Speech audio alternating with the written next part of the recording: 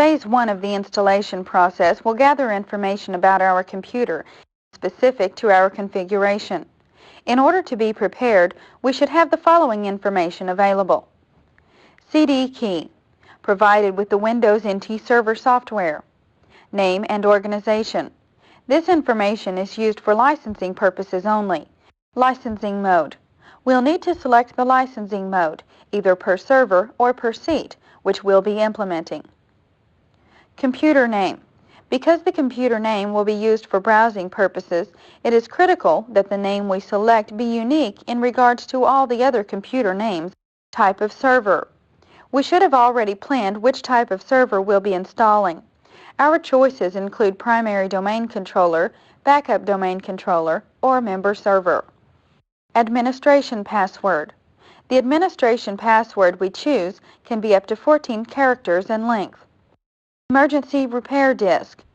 It is always a good idea to create an emergency repair disk for fixing system problems. ERDs are machine-specific, so we'll need to create one for each Windows NT server.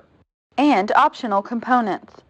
There are several optional components we can choose from, involving accessibility, accessories, communication, games, Microsoft Exchange, and multimedia.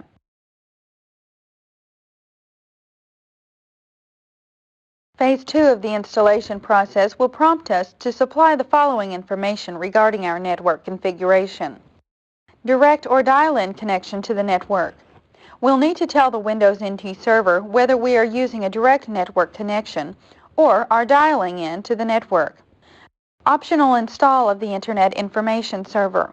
This option simply allows us to choose whether or not we want to install the IIS. Adapter and protocols. Here we'll select the network adapter and protocols we'll be using. Then, based on the information we provide, the appropriate drivers will be loaded and complete bindings of protocols to our network adapter's drivers will be installed.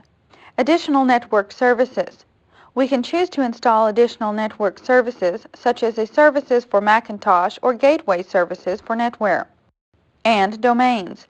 We'll specify the domain our computer will belong to.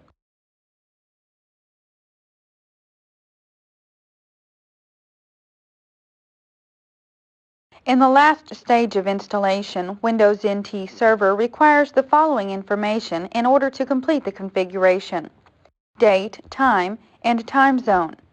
Windows NT will either pick up the date and time from our computer, or it will default to the Greenwich Mean Time and video driver.